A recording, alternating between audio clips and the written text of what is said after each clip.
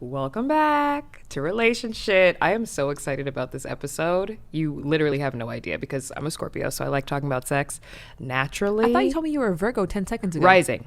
Okay, I'm sorry. Yeah. I'm new to this, not true to this. I'm trying to call you out on your podcast the first 6 seconds in. You're like, wait she lied to me. That lies. She lied to me. Do people lie about their astrological sign? Is that the correct way of saying it? Probably. Mm-hmm. I could see people doing that. Yeah, like to try to get along with somebody, right? Yeah. Like you might lie about where you were born or what kind of coffee you like. And if you are a Gemini, maybe you have a reason to lie because you don't want people to know you're crazy. I don't know. Let us know. Do you lie about your zodiac sign? This is not what this episode is about. This episode is about sex, baby. Let's talk about you and me. All the good things and the bad things that baby. Let's talk about sex. Uh-huh. And if you know the voice, then you know the woman, Shan Boodram. Oh, drop a bomb. Sexologist, sex educator, Her. sex expert. Mm-hmm. I just need to know because I first of all, thank you for being here. Thank you for having me. I'm a big fan of yours as well. And meeting you in person, everything makes perfect sense. I'm crazy. You are not crazy. You are particular. Not particular is the wrong word. Everything looks perfect. Yes. But it's because you care deeply. Yes. You care deeply, I'll say that. But inside it's like a Outside tornado. looks phenomenal. Oh, great. It looks phenomenal. Perfect. Then I'm doing my job. Okay. I'm doing what I'm supposed to do. I just need to know. Obviously, I have a million questions. Our listeners have a billion more questions. Everybody wants to talk about sex, but nobody talks about sex. Why is that? Well, I think it's because everyone is, I think from an educator perspective, they're afraid of being the one who. Like, you know, when you're in grade school and the principal calls home and said, Susie said some inappropriate things in school today. Yeah. And like, what did they say? And then if it's something that you said, then you feel terrible because they repeated the thing that you initiated. But if they said something that you're like, where did they get that from? Then you don't have to have the burden of guilt. Yeah. So I think everybody is trying to pass off that burden of guilt. So they'd rather not be the one to introduce information. So if things don't go well, they aren't the ones to blame. Right. So it's unfortunate because the ramifications of that, you have a bunch of people who nobody tells them anything and they get a bunch of misinformation, but people I think are afraid of telling somebody. I think it's the burden of shame being passed on. Yeah, no, that's a good way of putting it because we did a poll on our Instagram stories and 74% of our listeners have never had the sex talk. Growing up, my mom is actually the one who gave most of my friends the sex talk because she was like, y'all not walking around not knowing about this. We're going to talk about this right now. Shout out to Mrs. Crawford. Okay. Mrs. Crawford? Yes. Shout out to Mrs. Crawford. She's a baddie for sure. But that was because her mom never gave her the sex talk. My grandma did not talk about sex at all, ever. So when she had kids, she has 5 daughters. She's like, y'all go know. We weren't allowed to give like any body parts, any nicknames. It was like, this is the vagina. That's the penis. This is like, and it was very just plain out in the open. But I have met so many people who Did your mom go through the different parts of the vagina with you? No, I don't think she knew all that. I think she just knew the vagina. Yes. And this is what it looks like. And like everyone has different ones. So don't feel weird if like, That's know, very yours doesn't helpful. look like everybody else's because that wasn't, I feel like we're just learning as we're growing how different our bodies are and how differently our bodies react to certain things.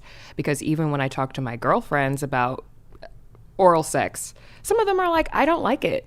I'm like, what? What do you mean? How is that possible? But like, it just goes to show we're all so different. But for you, I heard that you decided that you wanted to make sex like your expertise in college. What was it about the topic that like made you want to just jump in? I think a really shitty teen sex life.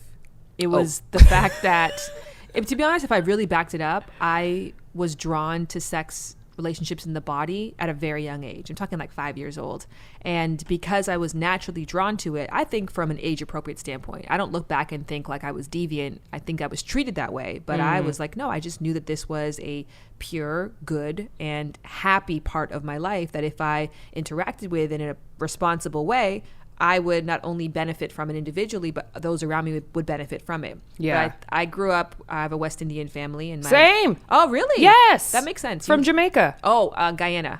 So Guyana is my dad and my mom is Dominican. So Wow. for them, having a child who was comfortable with their body or was very physically affectionate or whose Barbies were always naked Yeah. was like cause for pause, and it was a big deal. And then kind of similarly, not wanting to get that phone call, my parents got that phone call of like, your daughter is doing this, where did she get this from? And you just don't, as a parent, want that. So instead of looking for ways to find healthy outlets for me, they shut it down completely. And so I didn't interact with my sexuality, I think from the age of like 5 until 14, when hormones kicked into play, and then I had no choice but to constantly engage because I was just horny all the time. Oh my God. And those teenage hormones. those Jesus were, Christ. they're a lot. It's like that. What's that cartoon that everyone, Big Mouth? Is it Big Mouth with the sex hormone like demon that pops up and is like, masturbate? Yes, it is exactly like that. And I think it's so important that we have these bits of content out there right now, because now you don't feel like you're alone, because at the time it's happening to you, you think that no one else can relate, and then you've been told that you're going to go to hell if you do this, that you're a bad person, you're a bad daughter,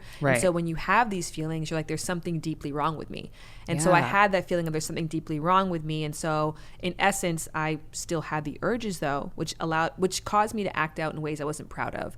So by the time I turned 19, I had 7 sexual partners, 0 orgasms, 0 positive connection. 0 My self-esteem was really low. I had orgasms with myself. I had learned to masturbate, which interestingly enough, I knew how to masturbate, but I didn't know where the clitoris was. Oh, I don't think I didn't know what to call it. Yeah. I knew if I rubbed the outside, things worked. But in my belief system, the clitoris was inside the vagina, which is why in porn, people responded so ravenously to penetration. So I was always looking for the right penis. I was like, oh, sex doesn't feel good because I haven't found the right penis yet. Where really it was like, no, bitch, do the same. You know how you DJ by yourself and it works out great? Yeah. You need that in the bedroom. Right. So I essentially got to a place at 19 where I was at a crossroads of either my parents and religion was right, this is bad, or I don't have good information.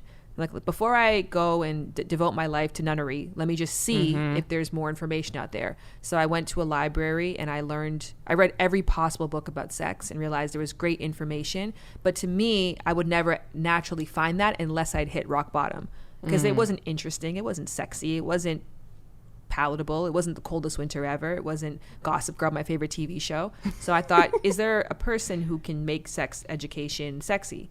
And at the time, there was no one that I knew of who fit that. So I thought I could be that. I love that. You have to take the bull by the horns, literally. You really do, yeah. Because they're not going to give it to you. And it's true. Like I said, my grandma, who, we grew up in a West Indian family, it's not something you talk about. You don't talk about those kinds of things. And so for our generation, or even some of our parents' generations, it's very important to like instill that kind of education into your kids, especially when like you were talking about your Barbies having like mine would literally be laying on top of each other underneath the air hockey table, and I would you be get like, in trouble? No, because I don't think my parents knew that I was doing that. But I was like, I would lay them on top of each other and be like, I'm gonna give you 5 minutes, I'll be back. Which is like shocking that in my young brain. Interestingly enough, that's the average length of time. See, I was ahead of my time. But I think that there's just something to lack of education being a part of why people don't talk about sex, because they don't want to seem stupid, or like there's some kind of embarrassment that takes place where you think that like I should know this.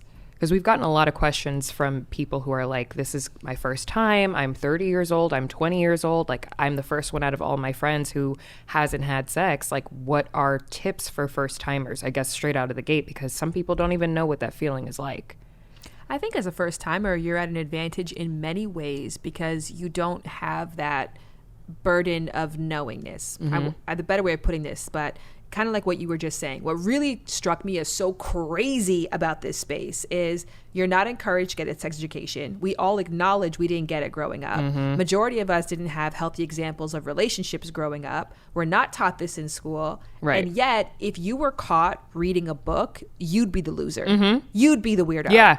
And then everybody wants to be great at sex. Everybody wants to be great at love. But we don't acknowledge that this doesn't just fall from the sky. Right. But it's almost like if you admit that you need help, you're the person with the real problem. Right. So I actually think sometimes what ends up happening is people are in that programming of I don't learn anything, I don't know anything, I don't act like I have any ignorances. I just go in and blindly pretend I'm the expert. Yeah. And they can find themselves 10 years deep before they look up and say, I actually don't know what I'm doing. So if you're somebody who hasn't yet, and especially if you're older, and you're seeking out knowledge, I think that you have the benefit of going in there curious. Yeah. And that to me is the recipe for a great sexual partner, period.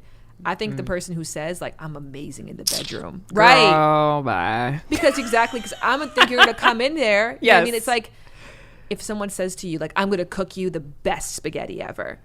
And then they don't ask you a single question. Like, you made this whole meal, but hey, I don't eat meat. Mm-hmm. But or there's you mushrooms. were like, I don't like I mushrooms. know how to make spaghetti. So Yeah. you're so headstrong in the way that you've done things that you're not curious about how the other person wants things to be done for them. Right. So I think as a first timer, leaning into that, like greenness, like I'm curious, I'm new, which everybody should really have that, can actually make you a better lover than the person who's been having sex for 15 plus years. Let's talk about first times. You remember yours? Of course, yeah. How long was it? How long did it last? Yeah. I didn't realize that my first sexual experience partner, I was their first until 10 years later. Wow. So I think at the time it wasn't so short that I thought, bitch, you lying. Yeah. This was your first. Yeah. So I would assume maybe it was like probably 5 minutes or something like that. Yeah. Was yours very rapid? You know, when I think about it, because it was my high school, one of my high school boyfriends. It was both of our first time. I remember my family, like we were packing up to leave. First of all, mom, dad, family, tune out. This ain't for y'all. Okay. This isn't for anyone. Your mom heard herself getting Other bigged than my up. So friends. she's like, Yeah. oh, you invited her friends to come listen. She's tuned in. She's like, sex talk. Yeah. No, not you, girl. Log off.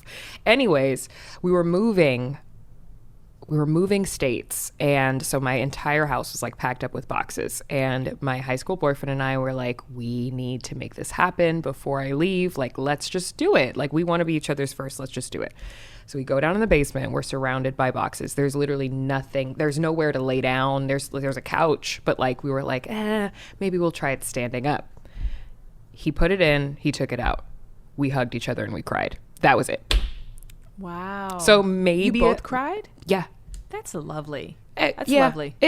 But when I think about like that was my first time, it's like there was no time. It was like a 15-second boop, boop, boop, beep, Yeah. bop, boop, goodbye. And Like, there was no that was foreplay, it. obviously. No. You didn't get off. No. Right. But I mean, did he felt even get meaningful. on? That's No, the question. nothing happened. Nothing happened except for it happened. And it was like, this is great. Of course, after that, we fucked like rabbits for 2 years that we were together. But like when it first happened, there's just so much, I feel like there's just so much anticipation and like anxiety, but also excitement about having that first time.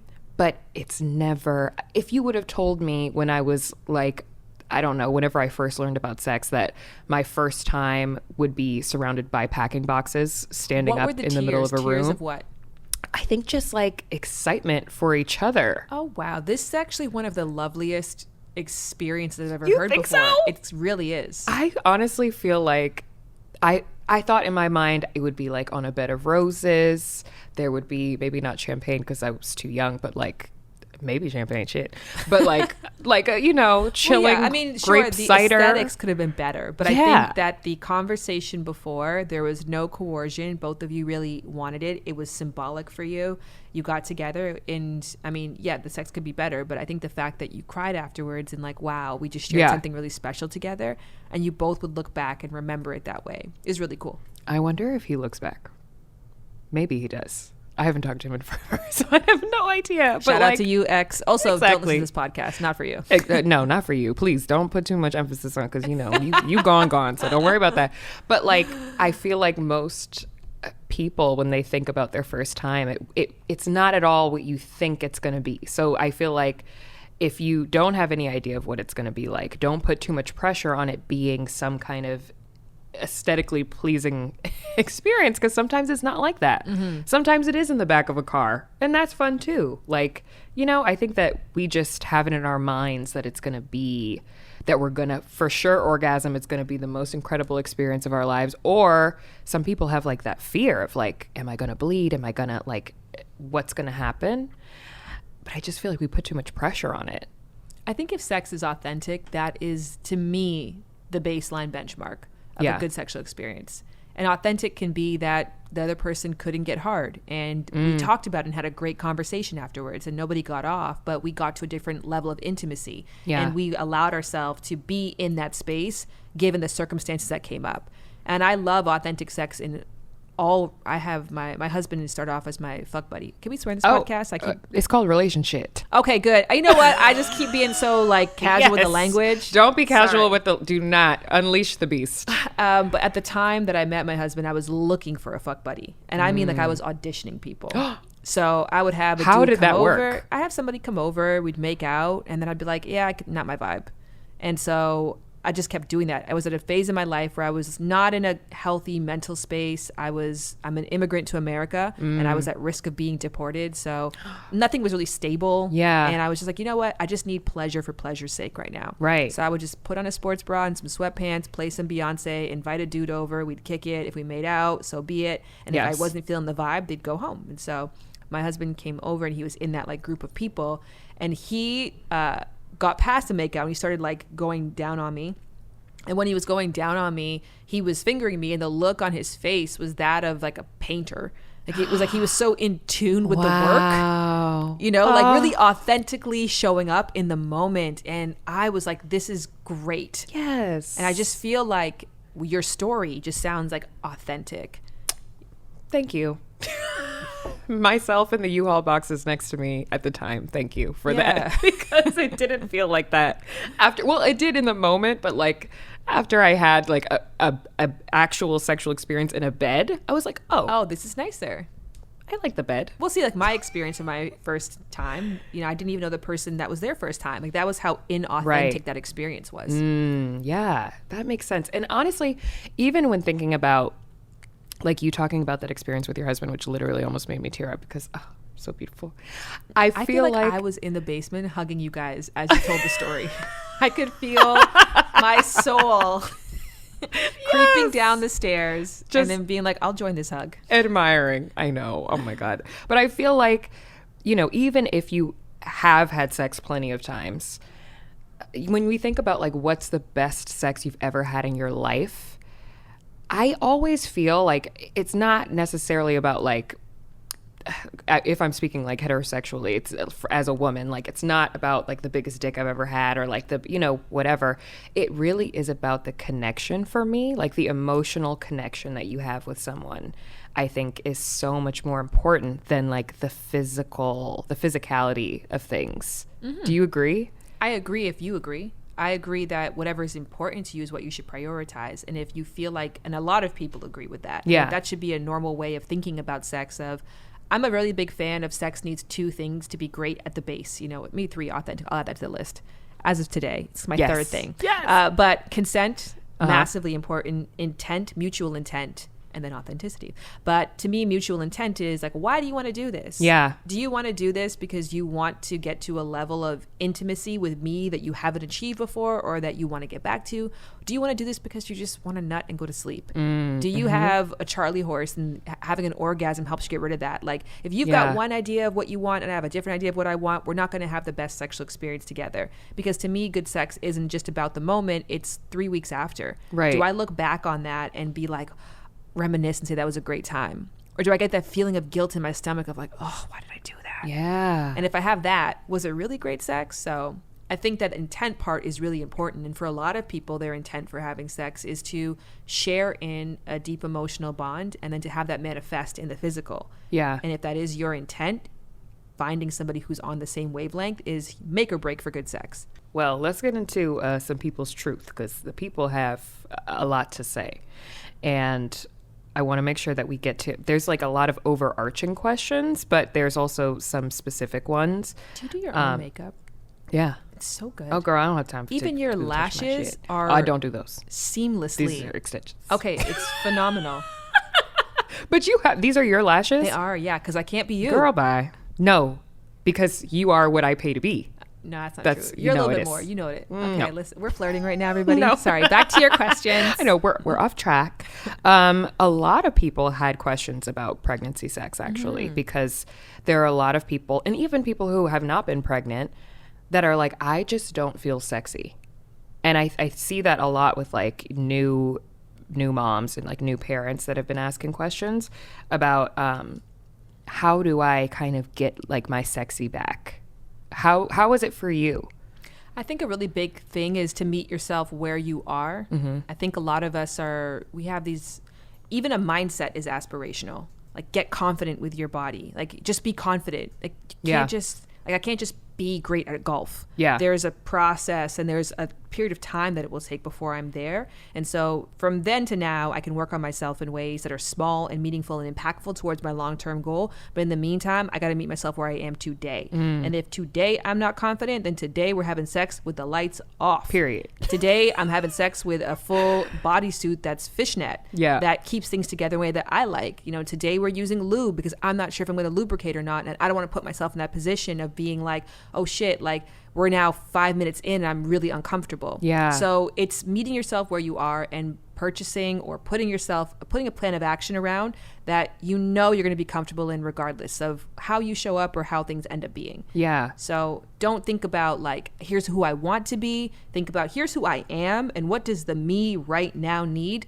to give myself the best chance of letting go in the bedroom. That's the goal, right? The place where you're not thinking about laundry and your insecurities and what's wrong with you or what's wrong with the world, the place that you're just in complete pleasure.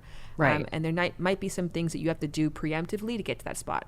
Yeah, I think that we had a lot of questions about people who were like, I just don't feel sexy during sex and I don't know how to make that happen. But I feel like there's like some things that you can do, but I think that there's like this idea that if you have a high sex drive, then automatically just in the bed, you're just like fucking raging, looking incredible, wearing red lipstick and a fucking teddy. I don't want to put on lingerie every time I'm fucking. I don't want to do that's a lot. That's a lot for me. I would like to put on a body oil, a nice fragrance. Oh, wow. Maybe light a candle. Yes. That feels great for me. That's your great for me. Yes. So I think that's what's important for everyone to figure out. I had sex with a projector for a while and I loved that because essentially you put a projector on behind you and then you just have it, you know, it was up against the bed. So we would have these like things across our body. So it just made it like an artistic experience. And I felt liquid when I was doing that. So you can find, what is that hack? A colored light bulb. It could be a playlist, right? It could be a wedge pillow. Wedge pillows, oh my gosh. When I was pregnant, I'm like, this is the hack. Because the Bobby pillow? No, it's a pregnancy pillow. Well, there's a pregnancy pillow, which is good, sort of, but the wedge pillows that are firm, so you don't have to like hoist yourself up. Just made sex so much more comfortable. Yeah. Even receiving oral, it just made it easier because if you went on it in like inverse, then you were a little bit upside down. I don't know. Me on Amazon, wedge pillow. The wedge pillow. So. And it doesn't have to be a thing you have to buy. It can just be a thing that you do. You go to the bathroom for 5 minutes before and you rap your favorite Nicki Minaj verse or whatever your thing is. But stop just hoping. Start getting a lot more intentional. I think that's the best bet. Right. A lot of people also had questions about, and even I have questions about, like, I guess kind of pre-sex hygiene. Because I'm going to be honest with y'all, because this is a relationship. You know, I talk about the real shit. I always feel best when I'm freshly showered before sex. Yes. But then my boyfriend, you know, we'll have a good night out. We'll be out on town having a good old time. I'm a sweaty bitch. I sweat a lot. Okay, so I get very hot. So I like to be fresh. So as soon as we get back, we could have been drinking, having a good old time. I'm like, I'm going to take a shower. He's like, don't take a shower. I don't care. I am going to fall asleep if you go and shower for 20 minutes. I'm like, I just have to do this for myself. And then I come out of the shower, I'm glistening, I'm shaved, I'm, you know, shit showered and shaved, and I came out and he's asleep. Yeah. So like, what am I supposed to do? Should I just give in? Like, should we just not care about that? I think that a lot of people, especially women, have an insecurity about kind of like just natural body sense and activity. What do you say to that? Well, if you know that even if you did just have sex, you'd be constantly thinking, you wouldn't be able to let go and feel good, then you're doing the right things. Yeah. You're just like, I'll take my chances. Yeah. And if it matters to you, stay up, drink a coffee, exactly. do something. Walk around, go for a jog. Yes. Get some fresh air. Eat come a back. snack. Eat a snack. But if it's more about the conditioning that society has placed on you, that your body needs constant overcorrection, that you need to tweeze and pull because the way that you naturally are is disgusting, that's when you can start to dismantle those and say, is that actually how I feel about myself or how I've been trained to think about myself? Right. And I know for me, I've never been a big hygiene person, so I remember like early in my relationship with Jared, we went to a club, we had a great time, we came back, but I was on my period and I was sweaty at the club. Like I like to dance and like really, I'm there for the workout. Yes, I don't drink, so I'm there for the workout. Yes. And so I came back and I was like racing ahead of him to try to like get cleaned up and then also shave because I didn't shave. I had the wrong underwear on. And then he was like, oh my God, go put a black sheet on the bed and just meet me in the bedroom. And I was like so turned on by that. But that was because I'm already kind of a dirty bitch. So I was like, finally, somebody freedom. who understands me. But if you're like, ew. Yeah. Because there's other things that are important to me that Right. may not be important to you. So the most important thing is like, how do I get to a space where I feel sexy? Esther Perel, the therapist, amazing. She's a really like, to me, she's such an iconic sex educator in this space. But she talks about that it's proven that women's greatest turn on is themselves. So I actually agree with that. You know that tweet song? There goes my shirt. Do you know it took forever for people to realize that she was talking about masturbation in a mirror? She wasn't talking about like being with somebody else. She was talking about being with herself. Yes. So I fully agree with that, because if I feel sexy, then automatically everything that we're doing is about to be bomb. But if I feel like shit, ain't shit popping off for me personally. It's very hard to get to that place where like mentally I'm checked in if I'm already like been checked out. Yeah, you have to look at yourself and be like, I want to have sex with me. Yes, exactly. Do you self-pleasure to yourself? Yes, of course. Of course. Some people need porn. A lot of people either don't masturbate at all, or some people say that they get off better when they are masturbating versus like sex with somebody else. And I think that even if you're having sex for the first time and you've never masturbated, try it. I think that there's something to being able to tell somebody else what it is that you like and what you want. Mm-hmm. Don't you think so? Yes, absolutely. Yeah, I just feel like, how are you going to, if you haven't done it to yourself, how do you know if you want it or not, or like what you would want or what feels best to you? Mm-hmm. But I do find that having somebody else masturbate you it's not the same. It's not the same. Sometimes they just be missing the spot. You're like, what I love watching other people masturbate. Really? Especially my sexual partner. It's like my favorite thing. I love it. Wow. Because you get to really see what and there's something so human about it. Yeah. I really like it. But it's also like, could I do the exact same thing that you're doing? Probably not. Mm-hmm. But the fact that you can do it for yourself feels great. Yeah. I don't know. I'm very deep into lesbian TikTok. I'm not gay or bisexual at all, but lesbian TikTok, I feel safe there. And I feel safe with lesbian porn. I can't watch heterosexual porn. It doesn't do anything for me. I'm not really an avid porn watcher, but if I'm going to watch, I'm not watching heterosexual porn because they just do too much. I don't need all that storyline shit. I want like, emotional connection. Yes. I don't know. Something's just different about it. You're not alone in that at all. I feel like there's I usually watch. I've only recently, because I started investing in ethical porn, which is usually porn that's done by like a woman filmmaker and a woman director. Right. And so I've started watching more kinds of porn because I now pay for my porn and I find that I like it better. But if I'm on a tube site, I cannot go anywhere but lesbian because I don't want to be either person. I don't want to be anybody in this porn. No. I don't want to be the director. No. I don't want to be the man or the woman. I feel bad for the camera person. Yeah. I'm like, why am I watching this 20-minute bukkake? This is not what I want to see. This is not what I signed up for. God. Okay. Going into more questions, just like direct ones. Somebody said, is it always better when you love the person that you're having sex with? You know what I'm going to say? If you think it's better, it's better. Sure. That's true. I think, yeah. No, that's exactly right. If you think it's better, then it is better. Sometimes it couldn't be better. Sometimes it could be better.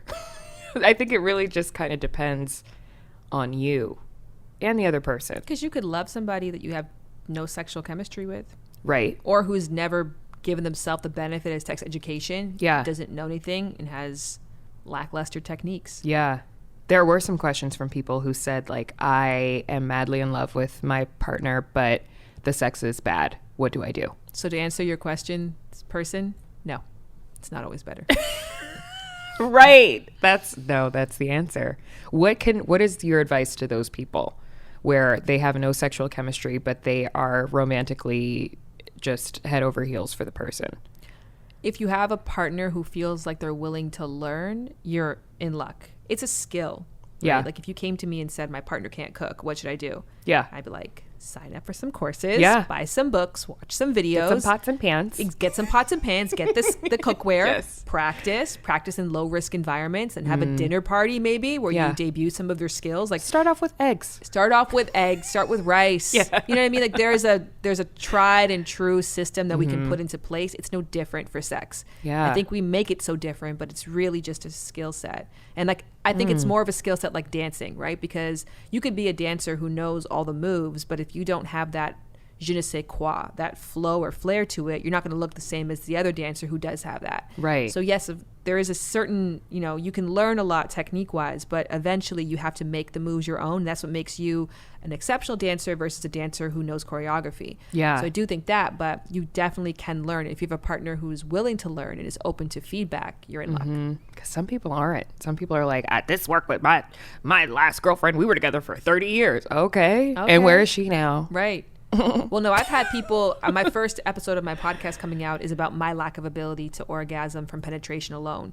And I actually went and got something called the O shot, which is like platelets injected into your clitoris and G-spot in hopes of making it more sensitive so that you can orgasm Did it work? that way. It didn't work. Fuck. It didn't work for me. Was it expensive? I mean, it depends what your version of expensive is. But if it's like with the hopes that it'll work, then it's worth it.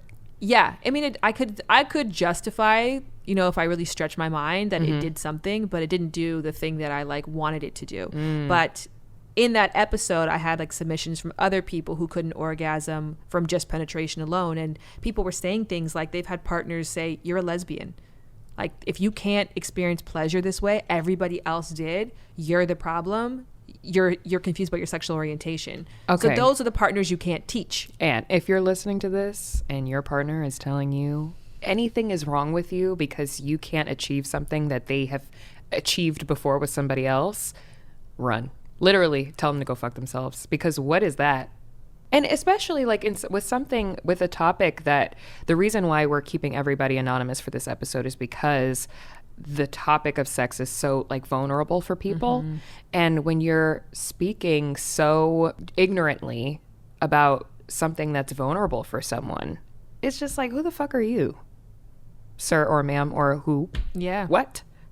Who are you to say that to somebody? That's It's crazy. a mass projection of their own insecurities that they're placing onto you and not realizing the damage that they're doing, right? The damage that's been done to you, you're not just passing on. So Right. it's unfortunate, but yeah, there are, to your point, definitely people who they're just not teachable. Yeah. And maybe they will be in 5 years, but not all of us have 5 years. Good luck to them. How about that? Okay, somebody said, what do you do if your sex drive is drastically different from your partner? This is the most popular question that I have seen in the past 2 years by far, since the pandemic began. Oh, yeah. 100%. Yeah. I've been affected. Have you been affected by the pandemic? Oh, for sure. I mean, like, I got pregnant, and so, yeah, we had different sex drives. Obviously, maybe not. He had a sex drive with himself, but it didn't cross over onto this territory. Yes. Oh, my God. It was a one-way street. See, I just wasn't having it. It wasn't happening. There was just, it wasn't happening. But, like, I think that's true. Like, over the past 2 years, a lot of people have been experiencing ebbs and flows in their sex drive. Well, what do you more do? stress. It's more time. Whatever your usual routine was, like you described a sex night out as like we went out, we had some drinks, we were at a club, we came back. Like you can't do that anymore. Now it's like we were at home all day Getting long drunk together in in the sweats. house. I cried for a few hours. Their mom called and had a panic attack, and then he was playing afterwards, Call of Duty. Yeah. Like, literally that. They got drunk and I yelled at them, and then after that I went took a shower, and then we decided to have sex. You're like, that's so it's very normal. I would say be honest about it, talk about it, really put it all out there on the table. Compromise doesn't always have to look like middle ground of people's desires. Mm-hmm. It can actually be two heads coming together and coming up with a solution that's greater than any one individual could have thought of. So maybe what your sex drives look like ideally to you as individuals is one thing, but when you bring all that together and you put it on the table as partners, you might be able to find out a configuration that you didn't even realize would be perfect for both of you. So I just think it's so common, and the reason why nobody has a fast answer for you is because there is no fast response, but the best thing you could possibly do is like lay it all out on the table, take stock of what the truths are, again, be more curious about what their answers are versus, you know, what you want them to say. Yeah. And then from there, make a really informed decision about what's healthiest for not just you as individuals, but as a couple. Yeah. We got a lot of questions about sex drive coming from couples who have been together for a really long time. And a lot of people were saying, like, we've been together for 9 years. Like, the sex drive just isn't what it used to be. How do I spice it up? Yes. What's your advice for spicing up your sex life? I think I love this fact that if you continue to be in passionate love with somebody, and passionate love is when that person walks into the room, like your dopamine levels spike, you get an adrenaline rush, you get butterflies, right? Whenever they touch you, when you see them, you're just like, you get wet instantly. Like those feelings that we yearn for, that we think are markers of what must love actually be. Like, I love you because I can't get enough of you. You would shorten your lifespan if you constantly felt that way towards somebody, because it damages your tissue every time you have adrenaline rushes, and it's a spike in cortisol, which is a stress hormone, which, you know, elevates your heart rate, and it makes your pupils dilate. And so if you were constantly in that state of, in essence, fight or flight around your partner for 20 plus years, you'd shorten your lifespan. So for your survival, love has to shift from being this like exciting, I can't get enough of you, like I lust for you, to companionate, which is more, I appreciate you, I value you, I adore you. Wow. And so acknowledging that, not that it's could change, that in your best case scenario, it will change. Yeah. Or you'll die. Or you'll die. So stop yearning for what it was. Yes. Stop like looking back like, I wish it could be that again. Like, be grateful that it was that for that period of time, but be grateful that period of time ended. Yeah. And then now, you know, ease into what is the current truth, which is you have to be more intentional about it. See? And so spicing it up, like, I'll go back to the spaghetti reference, right? Like, you make spaghetti the same time every single day, if you add sugar into the recipe, if you add thyme into the recipe, if you take the meat out, if you put extra tomatoes in, it's going to taste different to you. You change the noodles from skinny to thick. Like, people think spicing it up means changing the dish. It doesn't. Just really small things can make it feel like a whole new experience. So start there. What are the tiny things? Can we switch sides of the bed that we have sex on? Can we play a video while we have sex? Can we keep it silent? Lights on, lights off, projector on, like those tiny things. And then if anything else, start watching porn, ethical porn. I like Erica Lust. Erica Lust creates porns on Lust Cinema that are based on people's fantasies. People write fantasies and she creates films out of them. Watch those together. Get some ideas. Like, if you were an artist and you got to writer's block or a creativity block, what would you do to spark your imagination again? You would start like inviting content into your life. You would have conversations. Like, you wouldn't stay at the canvas. You would go out there into the world and gather more knowledge and information and bring that back to what you do. Right. Wow. No, that makes so much sense, because I feel like, you know, even in my own personal relationship, you know, I like to say it back to me. Okay. Someone says, why does sex gross me out, and why do I feel so uncomfortable when my friends talk about it? What a great question to unpack. Yeah. Do you ever have those things about yourself where you're like, why do I feel that way? Yeah. And you're like, ooh. Yes. Why do I feel this way? And now you get to be on this tourist experience with yourself. Like, journey. Do a magic school bus moment. Yeah. Like, what? Let's go back. Where did Let's this dive. begin? Get into the bus. Yeah. Dive in. Go and look at it. Ask questions. You know, like technique in therapy would be to to actually have a conversation with that body part, with that thing itself, and ask. But I think that would be fascinating. Did you ever go through this phase? I mean, no.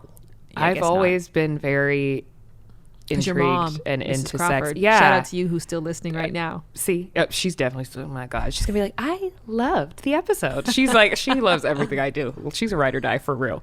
But I think that we have to also acknowledge this is a sex episode, obviously. There are some people who are not into sex. Yes. Asexual people exist. Yes. Great response. Great response. That's okay. That's normal. Like, just because your friends talk about it, if you don't get those feelings, doesn't mean something's wrong with you. It just means that you think differently than they do, I think. Phenomenal response. I think that's a really beautiful question to even ask yourself. Yeah. Is this an important part of my life? Is this included in my recipe of what a great life is? Right. It doesn't have to be. Right. Because some people, I have friends, but even people who wrote in or like, I don't like getting head or I don't like giving head. Head is oral sex, in case you don't know. You know, I'm just going to use the street lingo. Is that normal? Yeah, completely normal. I was on this podcast once, and there was 3 hosts on this podcast, and the statistic, like a rough statistic, is like 25% of people can orgasm from penetration without any outer clitoral stimulation, like regularly, and around 1/3 can orgasm without that stimulation, like once in a while. So anyhow, an easy way of thinking of it is like 2/3 of people require outer clitoral stimulation to orgasm. 1/3 of people may not. And there was 3 people on this podcast, and 2 of them were like, getting head is my favorite thing. I don't even care about penetration. And then the other person was like, I don't like getting head. I only want penetration. And they were equally shaming each other. So the person who didn't like receiving head, the other people were like, you're body shaming yourself. You're embarrassed about the way that you smell and taste. The reason why you're not enjoying it is because you don't enjoy your own body. Like you're the patriarchy exists within you. Oh, Jesus Christ. And then the person who could receive, you know, or didn't like oral sex but like penetration was saying to the other people, like, you're too uptight during sex. You're not letting go. You're not allowing yourself to experience the emotions. Like, you're too heady. Yeah. And I was just like sharing this stat, like, hey, the way that you receive pleasure is valid. The way that you receive pleasure is valid. And it's okay if what your friend likes isn't what you like. Yeah. That's all right. So it's okay if you're like, my clitoris is just too it's so sensitive, it's almost painful. Some people, it is that experience for them. Yeah. Like, it's so sensitive, it's painful, it's ticklish, or it's not sensitive enough and there's no sensation. What they prefer is something that's more vigorous. So they like deep thrusting, or even just humping. Like, I know a friend of mine, a lot of people masturbate by just humping a pillow or something very firm. Yeah. So they need that more like firm friction. That's what gets them off. So it's normal to not like head. Yeah. See, listen, there were also some questions. Somebody asked, what does sex with a woman feel like for a man? Have you interviewed any, or like even Jared, have you asked him, like, what does it feel like in there? Like, what's in there? I asked recently, I was on JK News, and there was like 5 dudes there. So I was like, it's a great opportunity for me to ask. I'm like, do you notice a difference from vagina to vagina?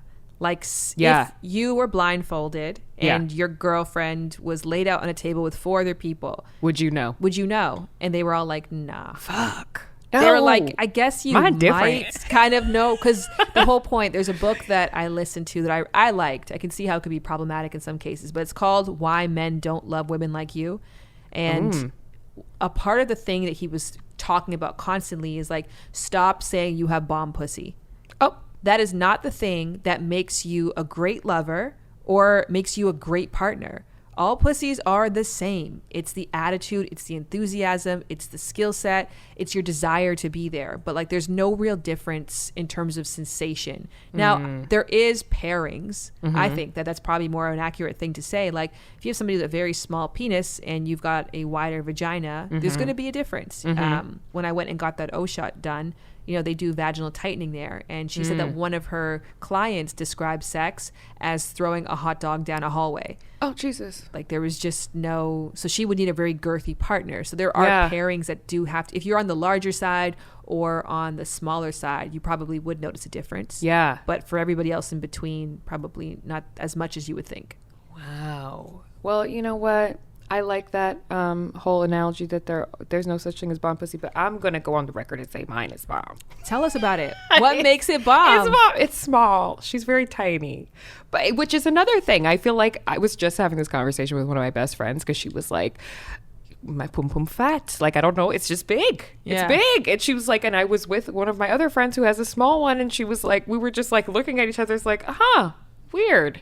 You were looking all at different. Each other's? No, not me. She was talking about her and her other friend. Oh, how fun is that? But I've done that too, obviously. I mean, like, you know, girl shit. Like, I think, but I also think that a lot of times when like guys think about girl sleepovers, that's what they think about. But they think that we're like having pillow fights and like doing the most, when really we're like, let me have an outie? Yeah. Wow, interesting. Like, it's just so, I mean, you know, everybody has their own comfortability I'm just level learning, with their Kamie. friends. You've had a really progressive sexual coming of age. Yeah. You just if you you did all ask the right any of my things. friends like in high school, they would be like, Kamie was the one who talked about sex the most. Yeah. Because I just have never felt shame about sex. Like it's a natural thing. People do it. Why are we not talking about it? I don't know. But I don't have an issue with talking about it. Personally. You obviously don't.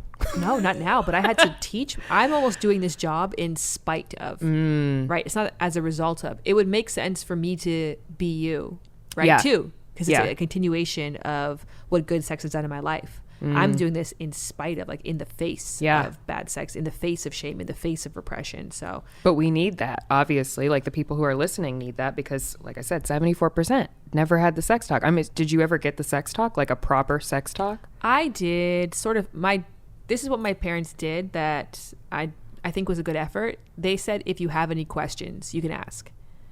Which is fair, but you're putting the burden of responsibility on a teenager to drive a dialogue that they're uncomfortable with and they're not sure what's going to get them in trouble. And my parents are both medical too. So my dad's a paramedic, my mom is a nurse. And I remember like everything was a symptom of pregnancy. Like by the time I was like a coming of age, like I was at the age that I would be having sex. Yeah. If I complained that my nose was itchy, are you pregnant? Are you pregnant? Like it was always that. Like, so I was constantly on alert. So yeah, I'm not going to ask you questions. Yeah. Because I'm afraid I'm going to get into trouble. Yes. Or you're going to start making assumptions around what I'm doing if I ask a certain question. And so they did try to open the door, but I don't think that they, I think that if you're the adult, you should be the one leading the dialogue. No, I fully agree. I fully agree with that. I think a lot of people had questions about after sex care, and like after sex hygiene. Someone, I probably not going to have time to play the voicemails, but there were other people with the same questions about after sex care, just like in general. And also, is it okay if you're doing any kind of like anal penetration to then directly stick the penis into the vagina afterwards? Oh, no for that. Right. I mean, it's a wipe down. It's changing the condom. Doesn't mean you can't do it, but it's just not A to V, V to A, you know, back and forth like turntables. You definitely have to like take a moment and pause and reset the activity. Yeah. Even if you're doing a threesome, you know, usually in that scenario, there's like somebody who's designated to the ass and someone who's designated to the other body parts. Really? But yeah, there's so much bacteria, you know, and if you get fecal matter in your eye, it's a problem, right? Or underneath your nails, or like it's just or the breeding ground for things not to go well. Things are supposed to exit the bum and go into the toilet and never be seen again. Yeah. And it's okay to like engage that area, but you should also just be aware that like, yeah, it just needs an extra bit of care. But I just think basics, wipe up with warm water. You don't need soap. Definitely don't use, you know, soap that's scented or anything else like that. That's could be irritating. Wipe up with warm water, or if you use a wipe, that's fine too, like a flushable wipe or disposable wipe. And then pee after sex. There's arguments for if men should or shouldn't pee. Just do it if you can. If you're not erect and you have the capacity to pee afterwards, like just do that. I think a big part of after sex care people should really talk about is the mental part. Like, what do you do to digest that experience and feel good about it? So again, you can look back on that experience 3 weeks from now and feel good about that. Yeah. Like, what is your after sex care routine? Pee immediately. And like my boyfriend knows, don't let me fall asleep. Drag me out this motherfucker because I will go to sleep. And I like to sleep afterwards. He likes to chit chat. He's a chatty Cathy. I call him chatty Cathy all the time. He wants to talk about anything random. If we're going to talk, I want to talk about the experience. I don't want to talk about like where we're going to take the dog tomorrow after we work. Like, I don't want to talk about that. But I have to pee because, like I said, she's tiny. The coochie is small. So my urethra is short. So I had a boyfriend in high school that played basketball, and like, you know, I was a cheerleader. He was a basketball player. So we were like, oh, this will be cute. We'll like have sex after the games. And I would get UTIs all the time, consistently, because A, he wasn't clean.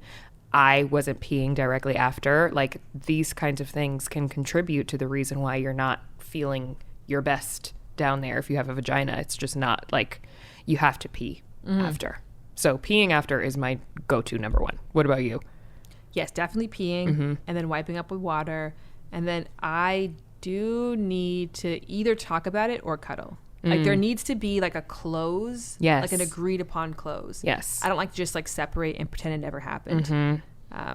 So even if it's day sex, I need like 10 minutes where we just like are still lovers. Yeah.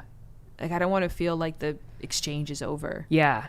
And maybe that might be nice for like a role play, like for a hot thing once in a while. But I do still want to feel like I'm still your lover afterwards, and you're still turned on by me afterwards and tuned into me afterwards. Not like disposed. So if the person like kind of went to sleep afterwards, I'd be like, wake up. Yeah. Like, talk to me. talk to me.